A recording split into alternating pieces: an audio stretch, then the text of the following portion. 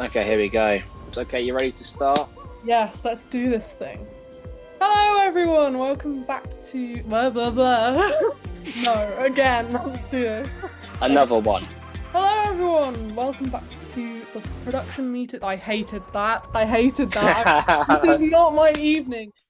Hello, and welcome to the production meeting podcast. Hello, everyone. Welcome to today's special, which is the Halloween special, and it's very exciting as we obviously have a lot of spooky things to talk about. But before we get into the spooky and interesting stuff to do with the horror genre and everything to do with horror in general, we've got some things just to talk about when it comes to normal film news and other news about the podcast moving forward. So, would you like to add on to that, Jess? Yeah, so recently you might notice that Michael isn't here. Unfortunately, he's been dealing with some personal issues and has had to um, temporarily leave the podcast. He will be back at some point, but we've basically discussed, and he has decided to leave for the moment. Me and Jess both understand that, life, everything does come first when it comes to, important things to do with your education and then just health and well-being. So hopefully in the near future he will return. Me and Jess are talking to not a replacement, but to have someone add on, because no one will ever replace Michael, and we do want to clarify that. But we are talking to someone who will possibly join us again. We'll have to see about that. But all we can say is, for now, we wish you the best, Michael, with everything. We're still friends with him and stuff like that, but we just wish him the best. And hopefully he will be back on to join us soon. Definitely. Yeah, and stay tuned to find out who may be joining us in the near future. Exactly. So without further ado, let's get into some film news. So the first bit of film news I'm going to speak about is the unfortunate death of Robbie Coltrane, who was very well known for his role as Hagrid in the Harry Potter films, but also he was very well known in the Pierce Brosnan era of the James Bond films, such as GoldenEye and The World Is Not Enough.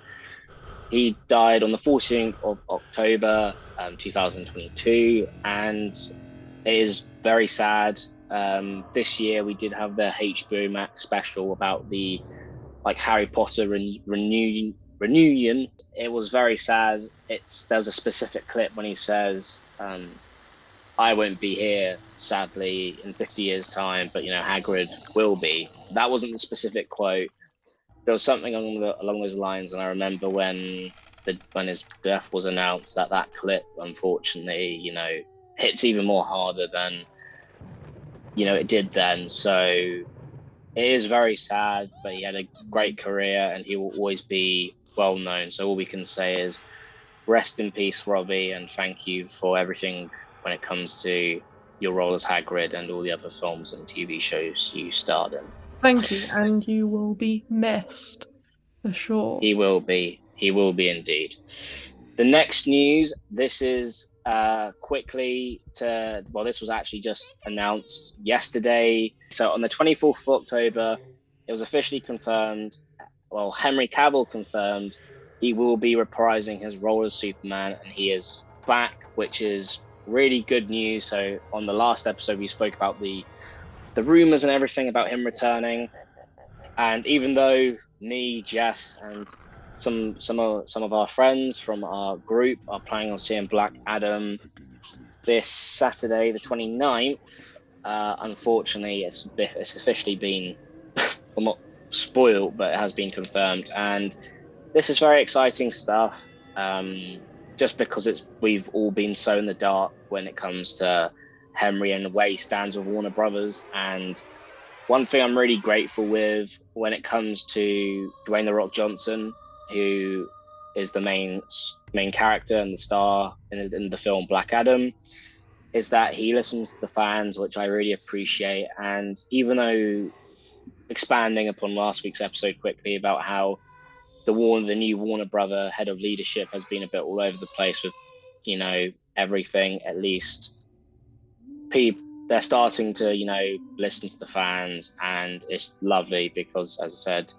it's just been all over the place, and I'm looking forward to the future of DC moving forward, and my faith has been somewhat restored. I know we haven't seen Man of Steel 2 yet, but it is in the works.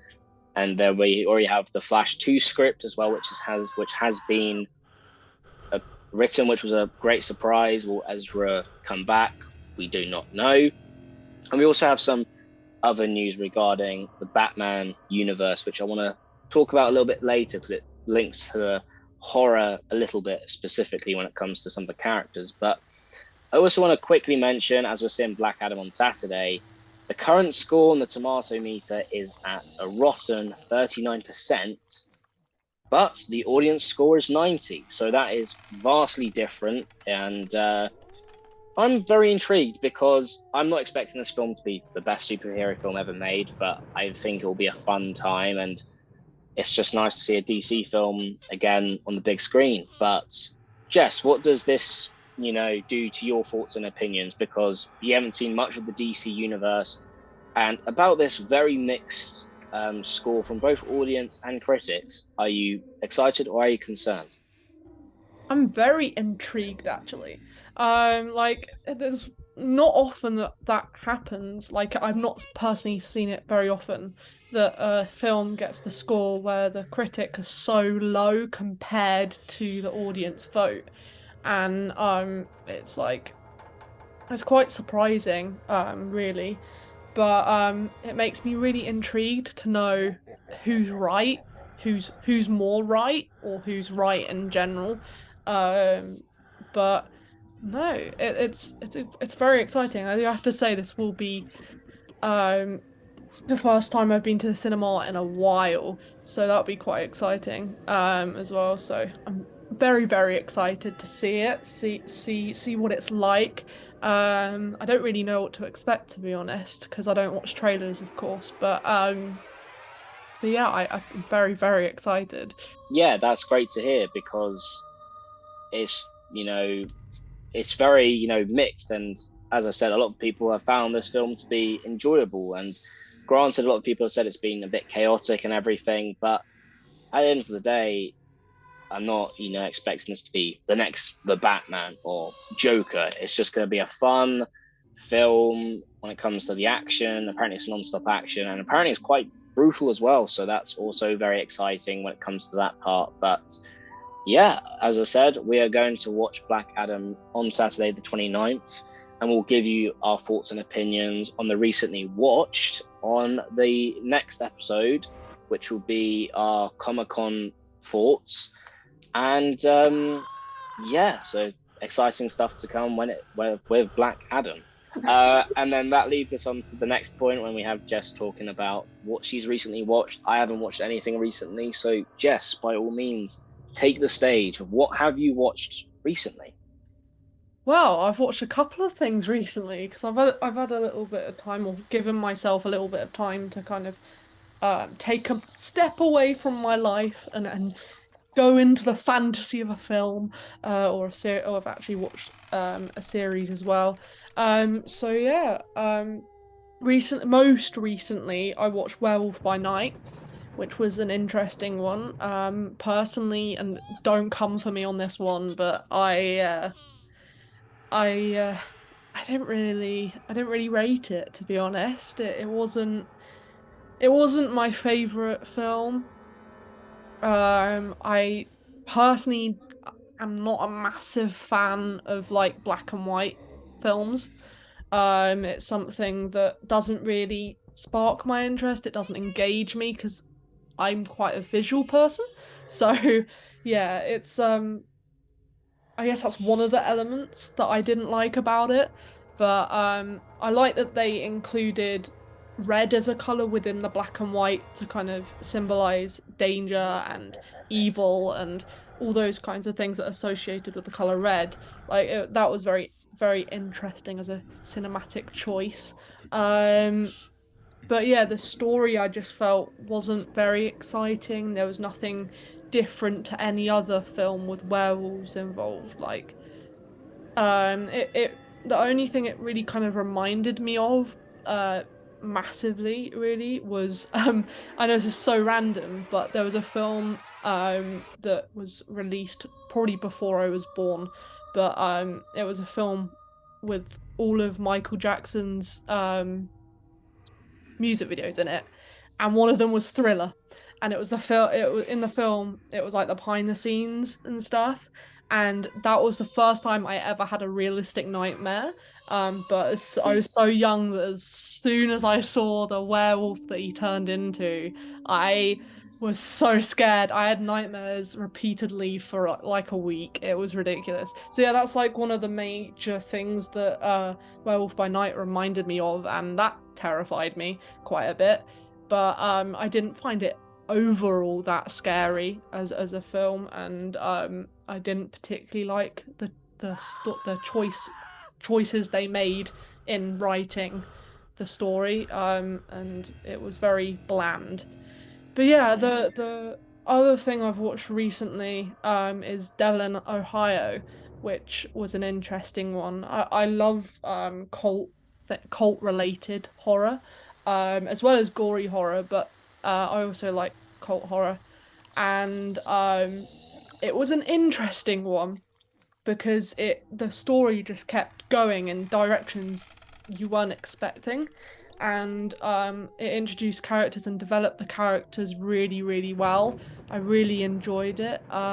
It was released on the 2nd of the 9th this year, so quite recent as well.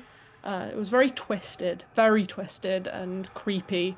And basically, it was about a girl who had escaped a cult, and on her back she had this big cult symbol etched, Mm. and it she basically ended up in hospital, and then later on in the story she was taken in basically by the psychologist. I think, was it a psychologist? I think it was a psychologist, that the woman who looked after her took her in and adopted her, and then basically she starts to wreak havoc in the household. I'm not going to say any more because it's such a good series that I recommend you go watch yourself. But yeah, I really do recommend it, and it'll be an interesting watch for you because yeah, it was it went in directions you wouldn't expect, and the ending completely was a complete twist. So it's a very interesting one, and they made some really interesting choices with the storyline and cinematic choices as well. So yeah, I really enjoyed it. Definitely one of the best horror series I've seen in a long time. Well, there you go. I mean, that's very interesting. I mean, very interesting with Werewolf by Night because, as we know, Michael isn't here, but he was a massive fan of Werewolf by Night. So it's a shame he isn't here because I can definitely see you guys having a really interesting debate. Yeah. I haven't watched Werewolf by Night myself, but things I do know about it is that it's actually directed by the one and only Michael Giacchino. So for you guys who don't know who he is, he's definitely become a very popular composer in the recent years. But at least my favorite musical score he's done, it has been from The Batman. He did Spider-Man No Way Home, and I think he did some of the Jurassic World stuff as well, and a couple of other MCU things here and there. So that's cool just from a filmmaking point of view to see a composer direct something, because he mentioned that he's always loved music. Direction's always been his dream. So that's just a really cool fact that a very well known composer has now stepped his toes into directing. And all I think I know from Werewolf by Night is that on Disney Plus they don't have an 18, they have it as rating as 16 plus, isn't it, Jess? Yeah, When it something like comes that. up. Yeah. Yeah, because that was the same for Moon Knight as well. And all I know is the black and white.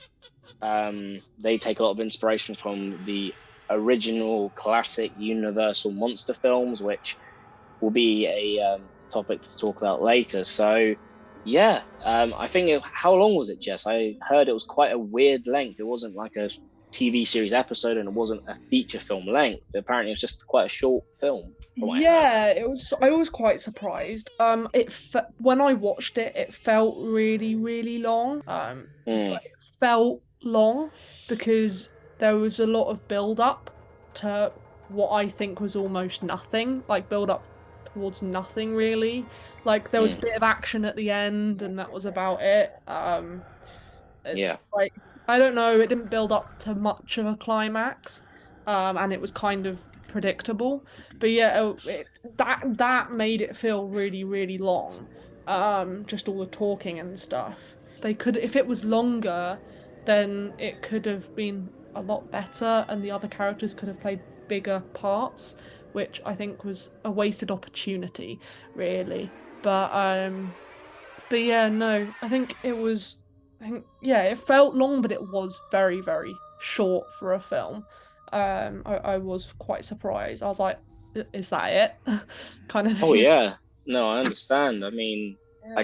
I was just saw that on Rotten Tomatoes. It's only 54 minutes long, so it's not even a Jeez. close to a standard length film. It's just Yeah. yeah. I mean, from what I can see, is that I mean the poster is very reminiscent of the classic silent film Nosferatu with the silhouette, which I find on a when it comes to creative choices on poster really nice. But I mean, yeah, it's a very interesting, interesting take because I saw that the reviews for both audience and critics are at pretty much spot on together at 90%. So yeah, I Yeah. mean, if you guys have watched Werewolf by Night or The Devil in Ohio, please let us know what you think down in the comment section down below. Definitely, yeah. It'd be interesting to see what other people think about it because I think it would be a good film for people to watch if you're interested in films, if you're interested in filmmaking. It's a really good one to watch because it's interesting the way they use the visuals. It's technically very interesting, but Mm. yeah, not the best. So yeah, please comment down below your opinions and your feelings about Werewolf at Night by Night and Devil in Ohio. That will be very interesting to know. And that brings us swiftly on to delve into the really interesting, spooky, scary elements of this Halloween Ooh. podcast. Ooh. Ooh. So yeah. That was very cringy, but it was well needed. It was well Yes, needed. for sure. It To was get it into was the essential. It yes. was essential. So yeah, Sabby, what's your opinion on the horror genre? So for me in the horror genre, I have many different opinions. So obviously you have the horror genre, so you have more just psychological horror and just more horror films, and then you have the slasher genre, which is your classics, so like like Ghostface, Michael Myers, Freddy Krueger, Jason Voorhees, blah blah blah. I haven't watched too many horror films. It's not like it's not my cup of tea, but I feel like when with me in horror films, it takes me quite a lot to be interested and intrigued. There's only okay, like for example, I watched Halloween 2018, which I really liked. And then I remember the Child's Play remake with Mark Hamill voicing Chucky. I remember what got me interested was watching trailers for them, and yeah, even so, I've watched the kill counts with James H. and Nice, and like it's quite funny and stuff. But with me and horror, like nothing's really kind of just like blown me away. I know I haven't watched many horror films, but there's some I would love to watch. Like I would love to fully watch The Shining. That's one definitely up there on the top of my list to watch.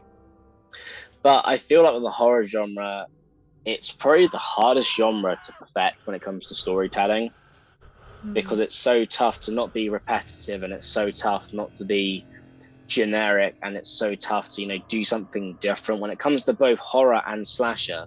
So I mean, those filmmakers who do take on that genre and everything, I have a lot of respect for. But yeah, I mean, I haven't watched many horror films, as I've said. It's just not one of those genres I really watch. Not like I'm scared or anything. I say that, but I'm like, oh. um, but yeah, it just takes me quite a lot. I mean, there are many new horror films that have come out recently that have, grabbed my attention, such as Hereditary and Midsommar and everything like that. So yeah, I guess I just need to probably, have a sit down and, just have a little watch and expand my horror, my horror, library when it comes to watching films and everything. I mean, yeah. So that's really my opinions. I think like it's just probably the toughest genre to perfect when it comes to doing a horror film. Yeah, I What's agree. your thoughts? Definitely. Yeah, I agree. It's one of those genres where it's good in some ways when it comes to create the creation of horror films. It's good in some ways and bad in others. It's cheap to make, but it's difficult to successfully execute. It's very I like I'm a huge horror fan, so kind of completely different to your opinion on horror, which is interesting. But yeah, no, I think it's a my personal go-to as a filmmaker because it's cheap, but it's difficult to come up with something that will definitely like scare people or um be scary more than a comedy. Like if you try too hard to scare an audience, it can become a comedy because it'll just look stupid, if you know what I mean. Mm, It will look silly and then become funny like a comedy. So yeah, it's difficult to execute and successfully, but yeah, it's a good genre, I think. I think personally, there I don't like every horror subgenre. Like I only really like the gory ones and the ones mm, that are executed well. Like I love Saw, I love most slasher movies. I love Halloween, those kinds of movies I love. But Midsommar, as you mentioned, yeah, I found it very creepy and scary. um, mm. and I have trypophobia, and when her feet turned to straw, I Oof. hated that. I had to look away, and I was with friends at the Oh time. gosh, that And must have I just been tough. curled into a ball into my like friend who was next to me, and it was horrible. I hated that moment, and the rest of the film I did not enjoy it because I didn't know what was coming up, and I didn't want to get any more scared than that. So Wow. yeah, that's the kind of horror I don't like. But yeah, as I mentioned, I love Saw, and that's a very gory horror. Um, some people don't like to call it horror because it doesn't have jump scares, but like my opinion, it is because it is gory. It's very creepy. It's a very cool concept. I love the concept of putting people through challenges which test them, or putting through challenges which mean they're either going to survive or they're going to die. My favorite one is the one with the needle pit. I think that was it Oh, really had me on the edge of my seat, and I was like, ah. But I watched the behind the scenes, and it was so interesting how they did it. And I think it's so amazing how these people were able to create such gory and horrific visuals so realistically. Her arm was a completely fake arm, and yeah, that was just incredible how they managed to make it look real. So yeah, that's kind of the main reason why I love Saw, and its concept as well is very, very cool, very interesting. yeah. I feel like when it comes to, and that's another thing as a filmmaker, I do have a lot of respect for. I've always, when it comes to all genres of film, I always prefer practical effects and physical sets. And one thing that I have so much respect for the horror genre is the use of the practical effects, as you mentioned, like the arms and things, or just incredible prosthetic work, or things like that. Like that's one thing I would definitely say is, really impressive when it comes to the genre, because then, practical effects can give, the filmmakers, the most, give them, the best chance of, creating something, authentic to some degree. And Mm. yeah, no, I 100% agree with you on that part when it comes to everything with the practical effects. I think it's, really, really cool. Yeah, and there's lots you can do with it, really. Like it's never ending the possibilities of creating lots of a range of different things. Like there's so much you could do, and I think with horror, there's not like you can overdo things. There's a lot of horror films that have kind of copied a lot of the iconic ones that I think it's a bit like annoying that there's a lot that do that, but at the same time, recreating things within horror as a genre is a lot easier and looks a lot better than if you were to recreate things within other genres because yeah, it can be individual things within horror can be done in so many ways. And those many ways can be the recreations that you're making of an iconic horror film. So yeah, it's interesting. It's a very interesting genre, and I get why people don't like it because obviously that feeling of being scared isn't the nicest of feelings. But I just love the thrill from it. I hate jump scares, don't get me wrong, but but yeah, I love the aftermath of that feeling. Like talking about this, it reminds me of when I saw me and one of my friends saw Nightmare on Elm Street, and I've never been so scared. I was rocking in my seat. I was like, "What's going on?"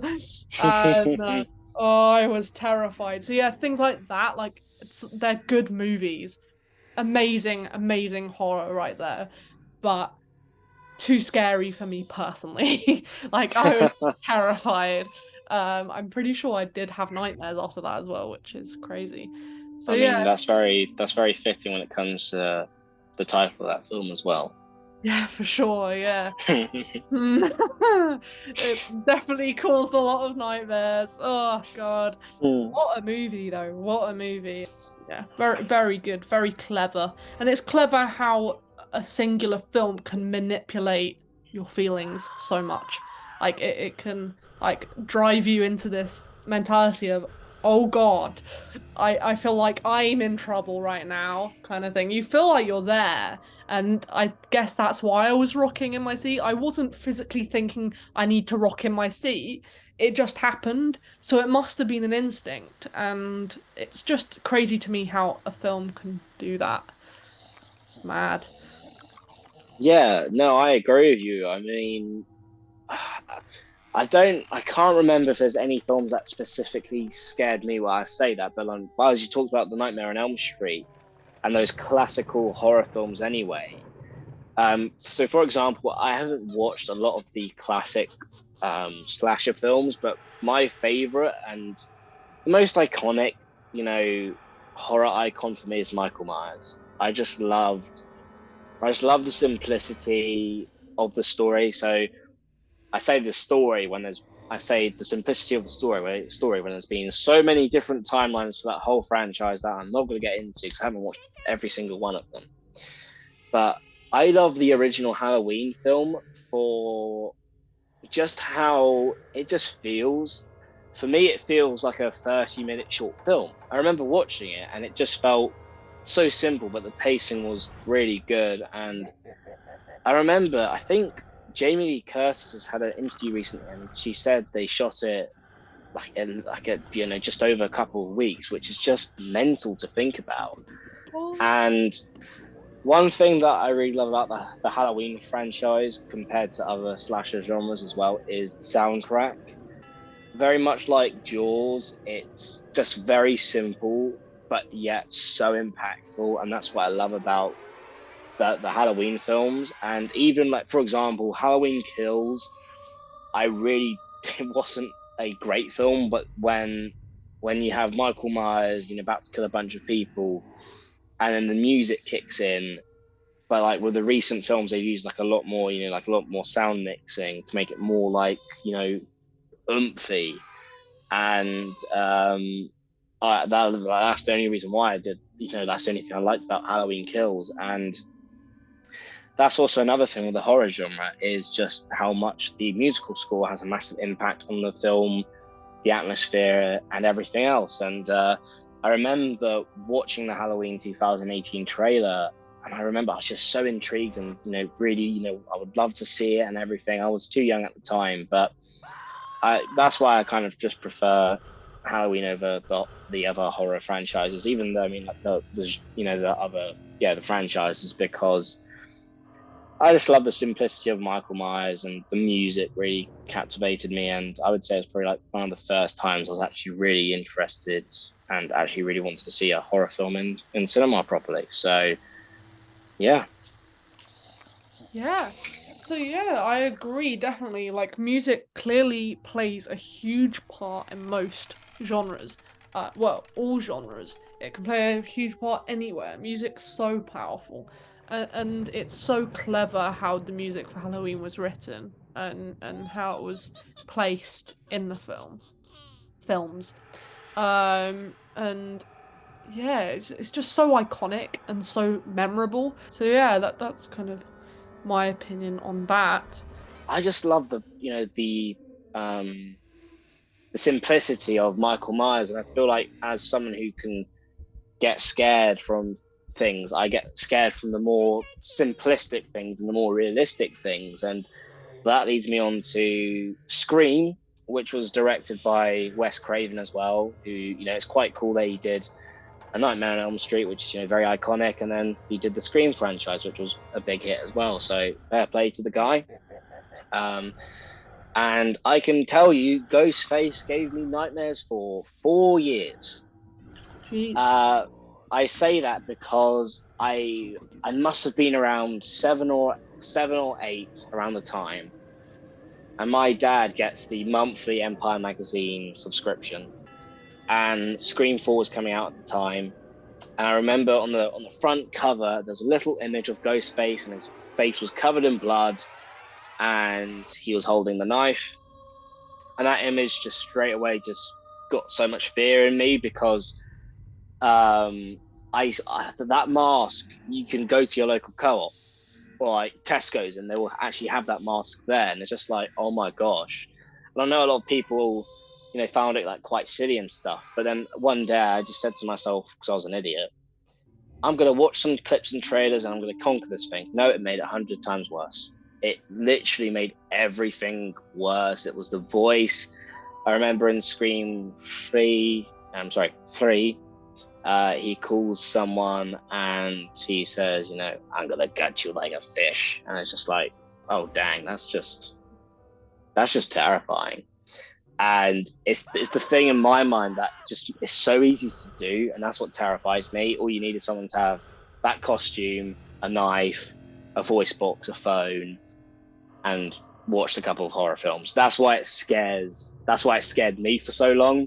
Now, I remember, I think it must have been around maybe 2016. I think it was. I actually watched the ending of Scream on my phone. I actually thought, like, so I took film studies. I actually thought, oh, it's actually quite a cool ending. And yeah, it is very interesting how the horror genre can give us so much adrenaline, but then can also make us so scared of. I mean, they can give you the good adrenaline, and they can also give you adrenaline like you're panicking for your life. And yeah, I mean, I would say, like, when it comes to other films that I love, that a lot of people consider horror but really isn't, like, I would say Silence of the Lambs was quite a lot of people. That's more of a crime detective, but Anthony Hopkins as Hannibal Lecter, oh my gosh, he is terrifying, and what an amazing performance. I think he was only in the film for 20 minutes, and he got best supporting actor, I would like to say it was. And then a lot of people consider Jaws as a horror film as well, and it is very much like one when it comes to the opening kill and kind of the build up throughout the film. And things like that. And I do like the horror genre when it comes to other genres taking inspiration as well Mm, from the horror genre, because then that can add so much more to the films. So yeah, I mean, other horror films, people consider, was it the Predator films to be horror films, which is quite interesting. yeah, that's that. Yeah, interesting. I think Mm, I don't think I consider them horror films personally, but yeah, yeah. that's an interesting opinion. And Jaws as well. Like, I get it's scary. I think this is where genres overlap quite a bit, really. I think Mm, all films can be a specific genre. They can take on two or three genres, and sometimes those genres aren't stated in the description purely because the whole film, the film as a whole, doesn't like fit into a third genre. But there's elements. So yeah, with Jaws, there is that horror element of the jump scare with the shark, and mm. yeah, I think yeah, that's where genres definitely overlap quite a bit. I agree. I would say that Jawswell is more thriller for sure. It's definitely more on the thriller side of things. But then, as you mentioned, it has elements of the horror when it comes to that jump scare, which is very iconic. And then same with Silence of the Lambs. I would say that's more thriller esque. But yeah, I mean, other psychological horror films I've watched Get Out. I thought it was I can respect the filmmaking in that, and there's the one clip when you have I forgot the main character's name. He gets put into his a trance, and it's quite like it's like his own deep psychology kind of thing. Um, do, do, do, do, do, do, do, do. Chris, there you go. He was played by Daniel Kaluuya. I probably butchered that name, and I'm very sorry if I did. When he gets put into a trance and he's falling through that dark void, I really love that when it comes to the visual standpoint, and I love the idea as a filmmaker of psychology, and when it comes to someone just I don't know, there was just something so intriguing about that, but even so, it takes quite a lot for me to be impressed when it comes to a horror film and everything. And yeah, I agree with the Predator films. I see them more as action films, specifically the first one for sure. Um, Definitely was more for me. It had more of an action vibe, as well as the new one, Prey, which was actually really good. Highly recommend Mm. you give it a watch if you haven't. It's on Disney Plus. Um, but I would say the reason why a lot of people say Predator is a horror is because they get confused with the Alien franchise, which I haven't seen.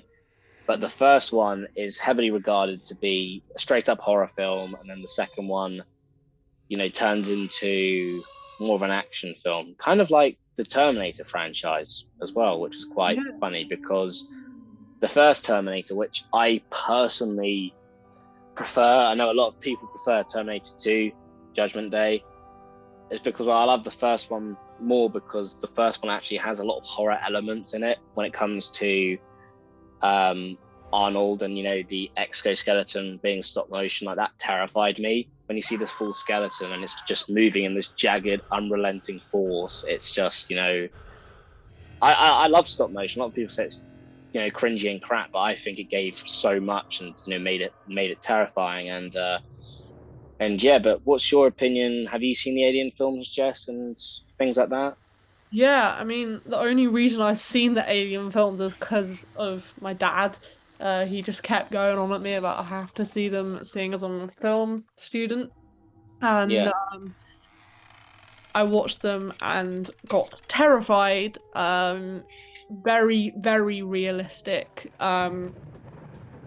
effects there, considering when it was made. It was pretty realistic for the time. yeah, Like obviously now it wouldn't be seen as realistic at all, but looking at when it was made, pretty amazing and very very creepy, very very scary. It's one of those films. It's very iconic, and if you haven't watched it already, watch it when you can, because good movies, really good movies, and for the time, just incredible. And yeah, I'd say obviously they're not horrors, but like I don't know. They fit partially. There is like a scene here and there that's a horror, but it's more a thriller. Like it Mm, doesn't really fit into either. Like maybe sci-fi, but very mm. like slightly sci-fi. I think that's the best kind of way to explain it to someone that hasn't seen it, really. Yeah, I mean, from what I've heard, again, I need to watch those films, but from my understanding, I know that Ridley Scott directed the first one, and the first one was more, as you mentioned, more of a thriller, and a lot of people consider that one to be more of a horror film, and bit of a thriller and some drama. But then the second one, directed by James Cameron, who directed Avatar, and then Terminator 1 and 2. Apparently that one's more of an action film, very much like the Predator franchise. So, I mean, again, I need to still watch those films, but as I said, it's very interesting to hear your thoughts on them. So, yeah. Yeah, for sure. So yeah, everyone please comment below your opinions on Predator. Is it a horror or is it not? What other genre does it fit into? What do you think? Comment below. So yeah, that swiftly moves us on to the next topic, which is Final Destination, the new Final Destination, number six. It's insane to think there's six films in the Final Destination franchise. Like, I've watched all of them, and they're such brilliant films, amazing concept, and very cleverly executed. But yeah, I don't know. It just doesn't feel like six film. Well, five films currently. Like it doesn't feel like the next one is number six, really. But yeah, I love the concept of someone being able to see the future and then you get to see the whole thing kind of happen and with so much detail. Like I find that so interesting. It's a really kind of they do it in a really interesting way as well. Because they obviously show the present, go to the future, but don't make it too obvious that it's a flash forward. And then they come back into the same moment again. It's really clever, really well done. And I love the gore in it. I love gory horror, but I don't think Final Destination fits into horror personally. I don't know what you guys think, but I don't think it fits. It's not scary enough to be horror, but it's thriller. But it's also not thriller. I don't know. What do you think? Well, I've watched the kill counts on these films, and all I can say, just from a filmmaking point of view, I love was it the second one, which is very iconic for the opening with the logs. Mm, With the dogs, I remember watching this one shot, and then it's just like you can kind of like clearly see this guy, and it's really fascinating. And then the log perfectly goes through, like on like an odd bounce. And like, I actually have to rewatch this behind the scenes. And then I just love the practical effect, and you just literally like it's still in the same shot, and it's just like a just massive splat. And then I remember one death as well that I think there was one with the gymnasts. yes, yeah. That's terrifying. That was just like, I mean, not Yeah. terrifying, like just like so like, oh my gosh. And then there's this one guy who drowns in the pool because he's stuck at the bottom of the pool because of like the suction or whatever, something like Yeah, that. And I yeah, remember as a yeah. child, those events would always scare me because it's just like, oh, will a shark or a piranha or something come out? But that's a lot worse when you're surrounded by people when you're literally just stuck there. So Yeah. I definitely, and then I swear for the gymnast, they actually did like visual effects as well. And I think the visual effects for that look amazing. So Oh yeah. props to the VFX and practical team for those films. Yeah, definitely. That's the thing with Final Destination. All the deaths in it are things that can actually happen in real life. Like there's only a few that highly likely wouldn't happen. But they're all kind of their running theme are like deaths that I was gonna say natural deaths, but that's not the right description. It's not natural, really. But like deaths that happen through consequences of actions and things. Like it's anyone can make these mistakes that have are being made in front of you in this film. And so yeah, it brings the extra reality to them, and they're so cleverly filmed and created with the visual effects and stuff. It's incredible what a group of people can create with a computer and effects. It's mad to me. It's beyond kind of my ability to think like how these things are created. Really, like it's amazing, and I can't wait to see what's in store for number six. Oh, I know it's the last one, so it'd be interesting if they do a massive finale or what. Like, I don't know. It's interesting, and we know that number five, spoiler alert, ended with the plane crash, and um, the wheel from the plane crash in midair went through a restaurant and killed the final guy in that film.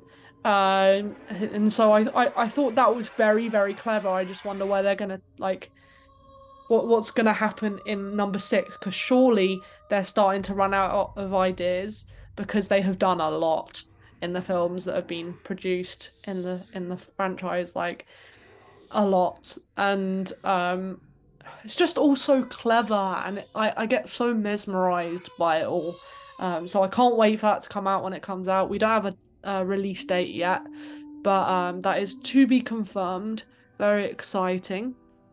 But yeah, an interesting kind of behind the scenes fact for you with these films is that when the directors went to pitch their kind of version of number six, they decided not to do your average pitch.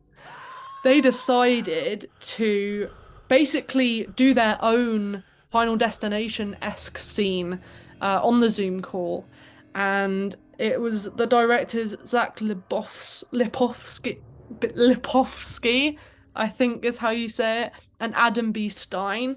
They went on the Zoom call for their apparently normal pitch, but came up with this amazing idea to pitch with the kind of film they wanted to create for Final Destination 6. They made the fireplace, well, they didn't actually do this obviously, but with visual effects, they made the fireplace behind them blow up basically into flames, and then they extinguished it, and everyone thought it was fine. Oh, nothing's gonna happen. It's okay. We've extinguished the fire. The ceiling came down after that and killed one of the directors, and it was basically a recreation of the kind of things they want to create, and I think that's absolutely incredible. Just the thought process behind doing a pitch that had never been done before, anything like it really. But yeah, like hats off to them for having the nerve to do that, because I don't think I'd be able to do that. And I want to be a director. I just would never be able to do that as a pitch. Blooming hell. I think I'd be That's very nervous for it to be pulled off properly. But yeah, mad. And it shows they're such creative people, and obviously have a lot to say and a lot in their minds about how they want to do number six. So it'd be great to see what they do with it. Can't wait for its release. that sounds so like funny. I remember just seeing the post from IGN. I'm just saying to myself, that's nuts. Like just a lot of, as you said, a lot of props off to them. And you mentioned that it's the last of the franchise. Um, to be honest with you, when it comes to the horror franchise or just any franchise, I never believe that's the case, unfortunately. Well, not unfortunately, but like for example, Halloween Ends, the new Halloween film, which I haven't seen yet. It's literally Halloween Ends, but it's literally just we know that Michael Myers, there'll be a new story eventually. It's just the end of Mm. the Laurie Strode era. So do you like do you genuinely think that it will be the last Final Destination, or do you think there will be a reboot, a TV show, a sequel, a new trilogy? What do you think that's a high possibility? And if so, would you be more nervous than excited? Interesting question. Yeah, I mean, I don't want it to end. I think they're such good films that I don't want number six to be the end. But because they've said so, I've got a feeling it might be because they're very expensive films to make because there's so many visual effects. I've got a feeling that might be the last film, but I'm not sure if they'll make a series because that would be a blooming amazing idea, and I'd definitely go and direct it. I'd love to direct something like that. That's my kind of thing. Some sort of action. I love action. I love horror. Just anything like that. I'm all for it. I'm here for it. I'm there for it. I'm everywhere for it. It's one of those things like, oh, I'd please do it if you're listening. Please do it. Make a series. Make like millions of seasons of the series and get some young filmmakers in that. Employ some young filmmakers to help with the process and give them a job in the industry and make an incredible series out of this. Because if that's the final film, I'm expecting a series. Hashtag self promotion. Hashtag self Yes, promotion. definitely. But Employ then, me. but Need a then, job. but then surely, if they did a show, that would be more expensive. Because if you look at it, Probably. TV shows are so much more expensive than films these days. But But these no, that's films are too good. They can't I just stop respect it that. there. I Like, oh, understand. they've got to do something. They've got to do something else. Or just do a spin-off. But that's not good Mm, enough. We yeah, I want a understand. series. Final Destination fans, come on, comments, please. Tell me that you agree with me here. Make a series. See, I'm very passionate about these films. They're some of my favorite films, really, if I'm totally honest. I mean, I'm gonna say that about at least one set of films in every flipping episode at this point. But yeah, I think definitely they should make a series, and I do think this is the last one when it comes to films. Mm. But considering the expense of the films, but I could be wrong. Could be wrong definitely, and your point is very fair. It's never the last. I mean, look at Star Wars. Yeah, that's another franchise for Yeah. another episode and for another day. One thing now, this will be very interesting. So obviously, Jess, you mentioned earlier Werewolf by Night, and Werewolf by Night took a lot of inspiration from the classic Universal monster films, and those are some films I have a soft spot for in my heart when it comes to the horror franchise. So growing up, my mum's brother, my uncle, he collects pinball machines, and I remember every time I would go to his house, he would have different pinball machines. I remember he had a Iron Man 2 one at one point. I think he had a Walking Dead one, but then there was one that really caught my eye, and that was the Creature of the Black Lagoon pinball machine. And Creature of the Black Lagoon was one of the Universal monster films that a lot of people actually don't consider it to be one, because a lot of the early ones, such as such as Dracula and Frankenstein,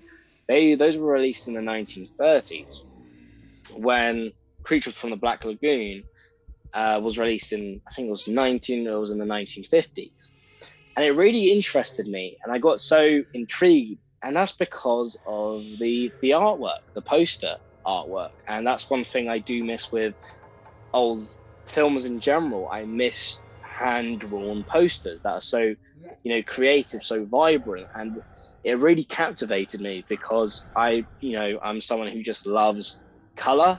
And I remember just after that, I was just talking to my dad, and then I got the Blu-ray box set, which came in this really nice coffin-esque box. And yeah, I think some of my favorites. I think I watched Creature from the Black Lagoon, which then also is really cool to look back on, because the look of the Creature from the Black Lagoon inspired Guillermo del Toro's 2017 Oscar-winning film The Shape of Water, it inspired the look of that creature, which again I haven't seen that film from Guillermo, but that's really cool. And yeah, there was just something about it. And I watched the original Dracula and the original Frankenstein. I remember there was one practical effect that was just so bad, but obviously it was 1930s, and that was when I think the windmill catches fire in the third act, and the doctor supposedly jumps out of the windmill or that's on fire. But I think on the wide shot they just literally have like a stickman with like sacks on that you just fall out the window. Then it just cuts to the doctor being caught by everyone, and I remember that was just so funny. And but then the one film that really interested me that I'm still surprised I haven't seen today, and that is The Invisible Man.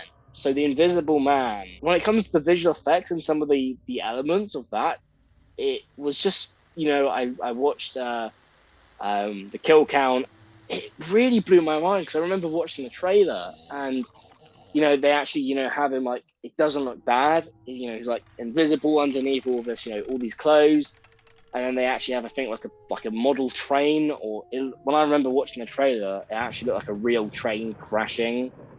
And then at some points in the film, you have him walking in the snow, so you can see his snowy footsteps, and that just really fascinated me. I can't lie, like it still impresses me to this day that a film like that, which was made in the 1930s, actually still had some amazing effects. I watched. I think I definitely watched the original Phantom of the Opera, which I think was coloured, and then I watched the Wolfman film. I think the ones I haven't watched is Bride of Frankenstein and The Mummy. I think those are the ones, and then The Invisible Man, which I would love to see because some of the visual effects, as I mentioned, were just, and some of the practical effects was just really cool for those for that time. But one thing with horror, so for example, Nosferatu, the first ever Dracula film, which wasn't a Universal horror film.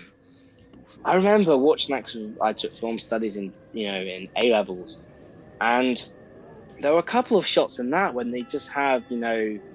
I think it's Count Orlok. I believe that's his name.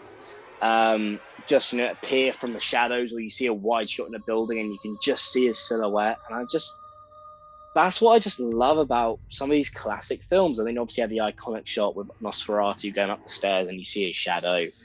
And as a filmmaker, it just really intrigues me. Like some of these classic monster films, they're obviously very generic, but for the time, just as I mentioned, some of the effects and things are just very enjoyable. And I have quite a soft spot for them, specifically as I mentioned, Creature from the Black Lagoon. But yeah, it's just really interesting to see how so many of these films. So, for example, the original Invisible Man inspired. They had the new Invisible Man film, and they're like Universal kind of did this like new horror reboot, and it's just really interesting. And I just loved watching some of them as a child. Like the Creature from the Black Lagoon, it was just a guy in a costume. Then still, they just have some shots of him under the water, like getting close to the girl, the classic, girl just wearing, a white swimsuit, and like the monsters just watching and everything. And obviously, like, if you're watching it nowadays, and if you weren't like a proper film fan and actually had an appreciation for film, you'll probably be like, oh my gosh, that's cringy, that's cheesy. But I just still have a lot of respect for those films because they just, they built a foundation. And as I said, for the time, those films really made a big impact, specifically on the horror genre. So yeah, I have a really soft spot for them, and that's why I do kind of like black and white films as well. I just kind of like what black and white can convey when it comes to emotion and atmosphere. So with The Lighthouse, for example, which is another film that has multiple genres, I just loved the use of the black and white film and everything on the screen. I feel like it's weird because I love color and I love vibrance, but there's just something about black and white as well that just hits close to my love, well, for those classic horror films, but then also can just be really cool and visually very, empowering and pretty as well. So, yeah. Yeah, no. I think it's the fact that they're two ends of a scale that kind of probably interests you quite a bit. That the vibrant films and then the black and white ones are two ends of the kind of color scale, Yeah. I guess. And also, I get why people like black and white films because a lot is left up to the audience to work out what is going on when it comes to costume design, set design, all the visuals, like color side of visuals is left to the audience. And I think that's kind of intriguing to an extent. But it also allows you to kind of interpret things in your own way. And that's, I guess, what makes black and white films interesting. And yeah, I bet it's interesting to make a black and white film. I mean, I've made one myself with a proper Bolex camera, Oh, but wow. I didn't really get the full kind of experience with it because I wasn't the cinematographer, I was the director. So I didn't really get to like film it or think about things from that technical level. Because I feel like it would be very interesting to actually make a black and white film and have the challenge of not being able to rely on colors to convey emotion, which I find very interesting, but it just doesn't engage me or spark my interest when I do watch them. And I guess that's Mm. one of the reasons why I didn't like Werewolf by Night. Yeah. No, I completely understand. I know this whole podcast, we've kind of tipped our toes into how genres cross. And I'm going to take the opportunity to quickly mention about horror elements used in the Batman. So, the Batman, which was released March 4th, 2022, directed by Matt Reeves, is my favorite superhero film of all time. Yes, I know, very bold statement. But that film had so many different genres mashed into one. And as a filmmaker, that's what I loved. Like, for example, the Riddler was more like the Zodiac killer than the actual Riddler when it came to his looks and everything, and his introduction to the film, which I'm not going to spoil for you just because I know you haven't seen it. It's just so clever and so well done. And the reason why I also wanted to bring the Batman universe up was linking back to some DC news we got as well. And that is that Matt Reeves is looking to hire some directors to make either films or TV shows for the following characters. And those characters are Scarecrow, Clayface, and Professor Pig. So out of those, all three of those characters, I can definitely see fitting into that universe. And all three of those characters definitely link to the horror genre. So Scarecrow is obviously dressed like a scarecrow and he has a fear toxin and is obviously, gives you hallucinations, which is quite scary. And then Clayface, I remember in Batman the Animated Series, you had the episode Feet of Clay. And it's actually quite a sad story with Clayface about, because he was an actor and he played so many different characters, and that when he became Clay, he couldn't find his identity, so he keeps on morphing, and that was like a really cool psychological like scare. Like that's obviously quite scary, not knowing who you are. When Clayface first actually was brought into the comics, he was more of a hitman, or like not a hitman, but like kind of like a murderer, just in like a classic noir gangster. I mean, he would just, be kind of like just lurking in the shadows and, pull some strings, which I think can realistically fit the Batman universe because Matt Reeves has grounded it a little bit. And then Professor Pig, he isn't too well known. I mean, I didn't know him for a while, but he is quite terrifying. I mean, he's pretty much just someone who just butchers people, and he has a pig mask, and he like has quite a weird like snorty laugh. And I remember him from the Batman Arkham Knight video game, and I remember he was quite scary. So I can definitely see that.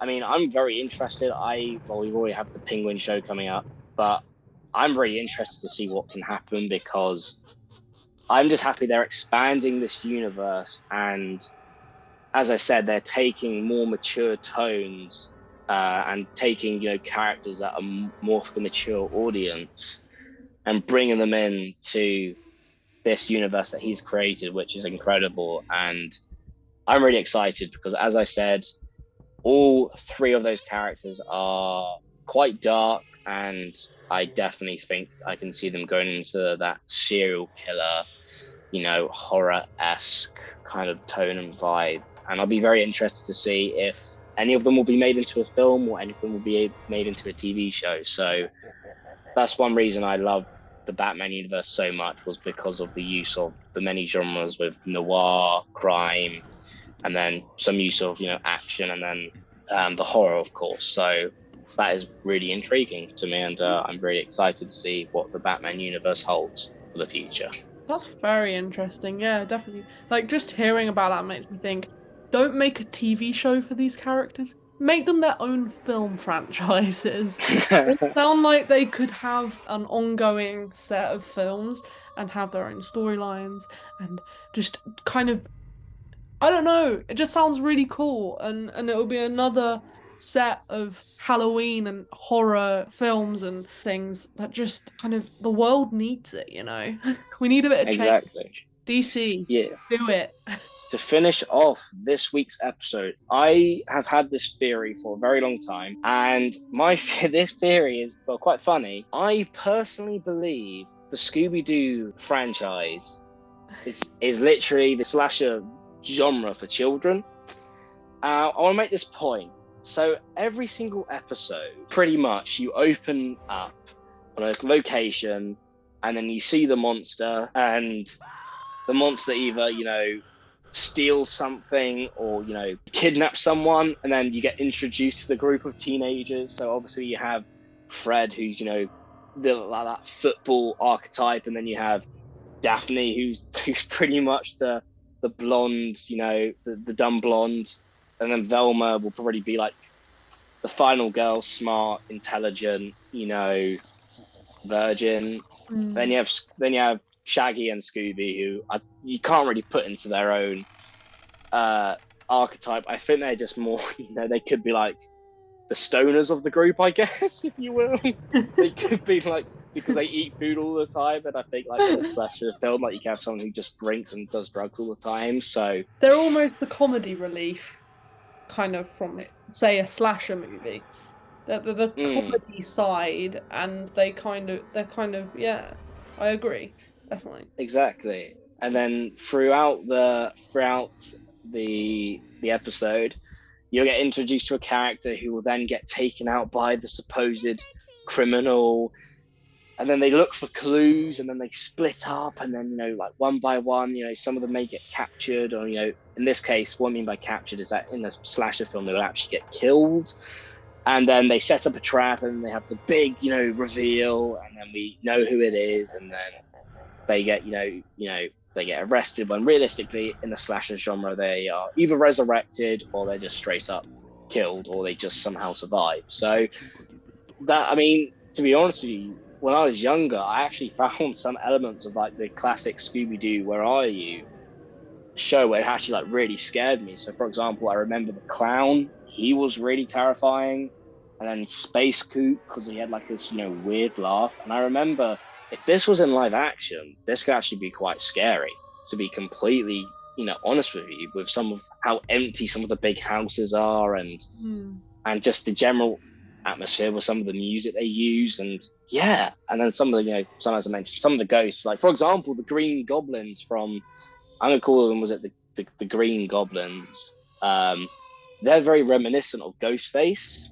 They're literally the exact same, but they're green instead of black coat, and then they have like a black mask and then red eyes. Oh yeah, I think they're the ghouls. I remember that they scared me as well, because of just like their laugh and the way they moved. And like, if you saw that in a horror film and if it was done correctly, then that could be quite, as I said, quite intimidating. So yeah, I think there's definitely elements of Scooby-Doo that take inspiration from the slasher genre and actually kind of set children up for the slasher genre world when they grow up, I guess. Yeah, I think definitely. Like, it's an interesting thing to think about because when you first just kind of on the surface look at Scooby-Doo, you just see a bunch of stupid teens Yeah. playing around, messing around, and then getting scared by a silly monster. But then when you're grown up and you look back on it as well, it's yeah, it does definitely kind of delve a bit into slasher. Yeah, there's my theory, everyone. I mean, please post your comments, opinions down below. Do you agree with me? Do you not agree with me? I'll be very interested to hear. And yeah, so I believe that rounds up all of the topics to talk about on today's Halloween special. So we're wishing you a happy Halloween, and we hope you had a spooky time on today's podcast. Yeah, thank you, Zoe. This is a very good episode because I love horror. Hope you guys enjoyed it as much as I did. Just to let you all know that up and coming episodes will be every other week. So, the next topic for the next podcast will me and Jess will be talking about Comic Con. So me and Jess will be attending MCM London Comic Con on the 30th of October on the Sunday. And we're going to be talking about our thoughts and opinions on the event. And I'm dressing up as the Joker from Batman: The Dark Knight Returns. And Jess, you are dressing up as Catwoman. There's 6 of us going, and 3 of the 6 are all DC related characters. So that's going to be exciting. And Jess, would you like to let everyone know more about the future with this podcast? Yeah. So every other week uploads. Really exciting. We're gonna do some more themed episodes. Really excited for those. And we've also made a TikTok, so please go and follow. The name is in the description, name and link. Click on the link, go follow us, and expect to see some really cool bonus content coming up. There'll be top 5s, there'll be funny content, there'll be lots of different things. Just go and follow the TikTok and go and view the content, which will be coming out very, very soon, which we hope you enjoy. So yes, as Jess mentioned, very exciting stuff coming along. And if you have any suggestions for any other topics and any other discussions you guys would like to hear, please post them down in the comment section down below, and we will definitely consider everyone's opinions, and suggestions. And I'm really excited for everything moving forward. And yes, this is gonna be fun. So please, everyone, if you did enjoy today's video, please press that like button, and if you haven't already, press the subscribe button, and please consider pressing that bell notification so you get notified every time we release a new episode of the podcast. I am one of your hosts, Xavier. And I'm Jess. Thank you for watching. And we'll see you next time.